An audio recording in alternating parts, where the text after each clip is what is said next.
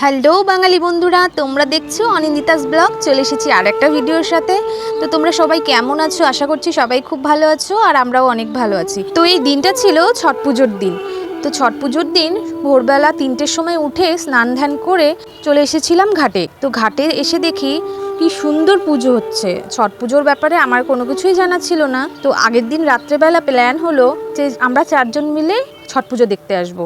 তো এসেছিলাম আমি, আমার মেয়ে কণা আর প্রিয়া। তো আমরা এসেছিলাম এখানে 3:30টার সময়। তো এসেই দেখি সবাই পুজোর জোগাড় করছে। খুব ভালো লাগছে। ছট পুজোর ব্যাপারে আমার কিছুই জানা নেই, আমি না হলে করতাম। আর আমি শুনেছি নাকি ছট পুজোর নিয়ম খুবই কষ্টের, 4 দিনের উপোস থাকে। তো এখন এসে পুজোর সবাই এত সুন্দর পুজো করছে, দেখেই আমারও পুজো করতে ইচ্ছা করছে। তো যাই হোক, আমি তো এবার পুজোর উপোস করতে পারলাম না, তো নেক্সট বার দেখি। আর ছটমাকে কত সুন্দর লাগছে দেখো। আর এই ঘাটটাতে না 2 পাশে 2টো ব্রিজ বানিয়েছিল। তো একটা ব্রিজের সামনে গিয়ে ঠাকুরকে ছটমাকে দেখলাম, দেখে খুব ভালো লাগলো, মনটা ভরে গেল। আর সবাই কি সুন্দর করে পুজোর জোগাড় করছে। তোমরা কে কে পুজো করেছো আমাকে কিন্তু কমেন্ট করে জানিও। তো এখানে দেখো ডুব দিয়ে দিয়ে তারপর পুজো করবে সবাই।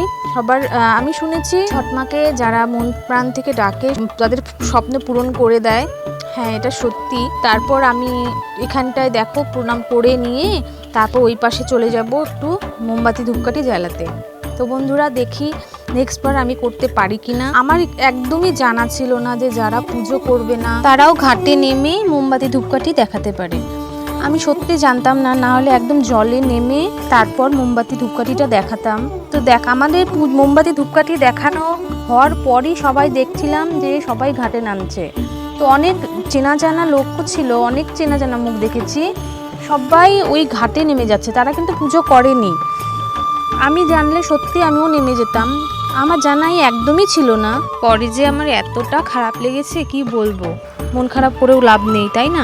তো সামনের বছর তো পড়েই আছে, সামনের বছর অবশ্যই একদম নিয়ম করে করব সব কিছু। তো এখানে জায়গা নিয়ে নিয়ে বসে পড়েছি। তারপরে চারপাশটা একটু ঘুরে দেখছিলাম, খুব ভালো লাগছিল সত্যি। জলের মধ্যে লাইটের একদম ঝলকগুলো পড়ছিল, খুব সুন্দর লাগছিল। তো এখানে একটা স্টেজের মতন বানিয়েছিল, ওখানে বক্তৃতা দিচ্ছিল। তো তারপর দেখো সবাই একে একে ঘাটে নেমে গেছে। আর আমার যে কী রাগ উঠছিল, কী মন খারাপ হচ্ছিল। সবাই ঘাটে নেমে গেছে একে একে। পুজোটা ঠিক সেই সময়ে হয় আর কি, যেটা দেখলাম যে সূর্যটা উঠবে ভাব, তখনই ওই সবাই ঘাটে নেমে পড়ে। তাও প্রায় 1 ঘন্টা 2 ঘন্টা ধরে ঘাটেই থাকে জলের মধ্যে।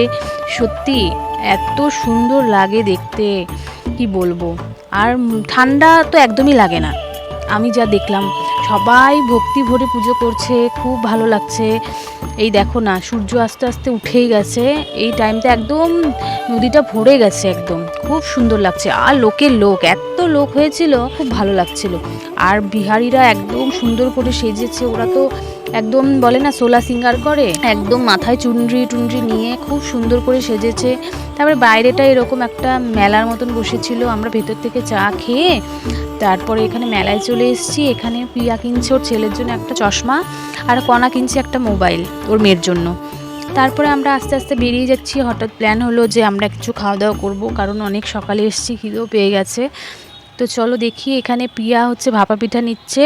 আর ভাপা পিঠার দোকানের লোকের অবস্থা দেখো, এত লোক হয়েছে। তারপর ভাপা পিঠা নিয়ে এসছে, আর কণা একটা টোটোর মধ্যে বসে খাওয়া শুরু করে দিয়েছে। তারপর আমরা এখানে কিছুক্ষণ গল্প সল্প করে খেয়ে দিয়ে চলে যাবো।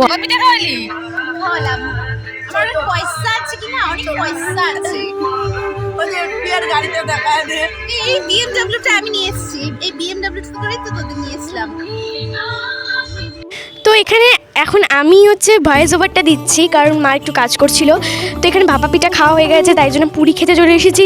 প্রথমে কর্ণামামি বলছিল পুরি খাবে না, তারপর অল্প অল্প খেয়েছে।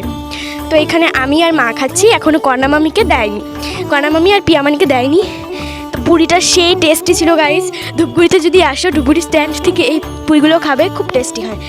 তো এখানে দেখো কণামামিও খাচ্ছে, আমরা এত জোর করেছি তাই জন্য খাচ্ছে। আর এখানে আমি আর কণামামি দুজন মিলে নাটক মারছি, আর পিয়ামানি ভাপা পিঠা নিচ্ছে তার মায়ের জন্য। আর আমার তো সেই মজা লেগেছে আজকে। তো ভাপা পিঠার দোকানে দেখো কত ভিড়, মনে হচ্ছে ব্যাংকে থেকে টাকা তুলছে এমন অবস্থা ভিড়। আমার প্রিয়ামানি তো প্রথমে ঝগড়া করতে দিয়েছিল যে এতক্ষণ ধরে দাঁড়িয়ে আছি কেন দিচ্ছ না, তো তারপরে ভাপা পিঠা অলরেডি দিল প্রিয়ামানিকে। দেখো ধোয়া উঠছে তাই ওটাই দিয়েছে, ধোয়া ওঠাটা আর দেখো ঝগড়া করছে বলছিল সেই কখন থেকে দাঁড়িয়ে আছে, তুমি তো আমাকে এখনও দিচ্ছ না, এদিক ওদিক দিয়ে যাচ্ছ। তারপরে নিজেই নিয়ে নিয়েছে, একটা কাগজ দিয়ে লোকটাকে বলেছে কাগজ দাও, তারপরে নিয়ে নিয়েছে। তো এখানে আমি আর কণা মামি বসেছিলাম আর নাটক মারছিলাম, আর হচ্ছে আমি ছিলাম ওর পাশটাতে। আর এখানে দেখো ভাপা পিঠা অলরেডি নেওয়া কমপ্লিট, নিজেই নিয়ে নিচ্ছে, দেখেছো গাইস, নিজেই একবার প্যাক ট্যাক করে নিয়ে নিচ্ছে। তো এখন হয়তো আমরা বাড়ি চলে যাব। পিয়ামানি ভাবছিল, পিয়ামানির ভাইয়ের জন্য একটা হচ্ছে মানে পিয়ামানির ছেলের জন্য একটা ইসে নিয়েছে, চশমা নিয়েছে দেখো। আগেও ভেবেছিল নেবে, বাট তখন হচ্ছে একটু অসুবিধা হচ্ছিলো আমাদের, তাই জন্য তখন নেয়নি, আমাদের এখন নেবে। তো এখন আমরা হাঁটতে হাঁটতে বাড়ি যাচ্ছি, কারণ কি হেঁটে হেঁটে বাড়ি যেতে আমাদের খুব ভালো লাগে। আর এখানে আমি ঠেকুয়া নিতে এসেছিলাম একজনের কাছে, তো উনি আমাকে ঠেকুয়া দিল। তো এখন আমি নাচতে নাচতে চলে এসেছি গাইস, ঠেকুয়া খেতে যা ভালো লাগে না, সেই লাগে আমার ঠেকুয়া খেতে।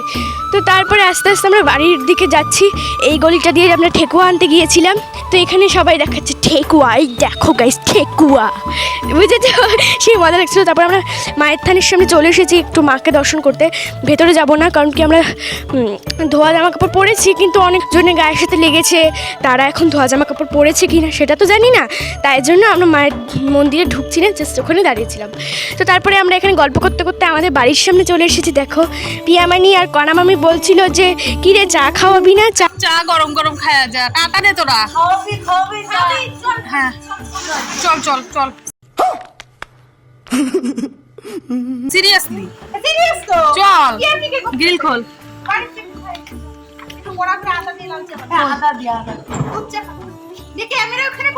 চল গ্রিলটা তো খোল।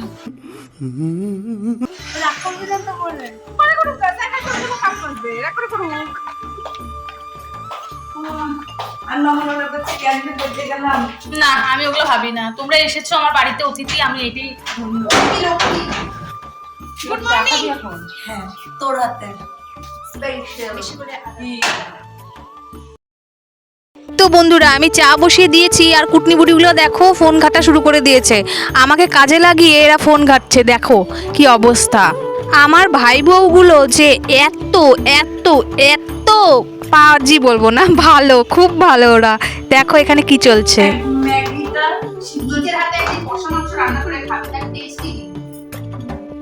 এখানে রান্না শেখানো হচ্ছিল, প্রিয়া কণাকে রান্না শেখাচ্ছে।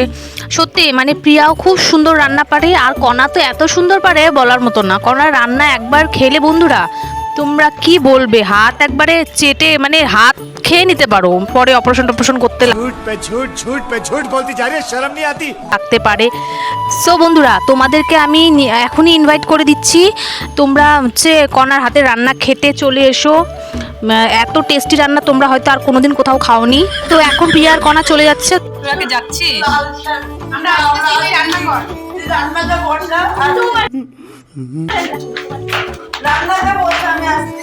কণা রান্না শিখিস, কথাটাকে শিখিস। তো বন্ধুরা ভিডিওটা এখানেই শেষ করছি, ভিডিওটা কেমন লাগলো অবশ্যই কমেন্ট করে জানিও, আর দেখা হচ্ছে নেক্সট কোনো ভিডিওতে। ততক্ষণের জন্য সবাই সুস্থ থেকো, ভালো থেকো, টাটা।